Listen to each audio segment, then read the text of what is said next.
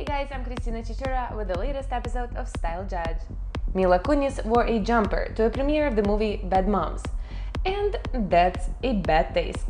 The jumper looks like a sack on her, the hair is styled in 1950s fashion, and pink heels? Well, those are actually cute, but not with the outfit. She should take some inspiration from Blake Lively pregnancy style. Dakota Johnson wore a nice denim combo, pairing it with flats. Cute and simple. Sina Rita Ora went for a similar style, yet this looks a bit trashy, especially with those nipple pasties. Zendaya looked cute and sweet in a camouflage coat and leggings for a quiet night out. Gigi Hadid was seen in New York wearing a crazy rainbow makeup. Most likely it was from the recent shoot, but nevertheless, caught my attention, and I don't love it. Thanks for watching, and please don't forget to subscribe for more Style Judge episodes.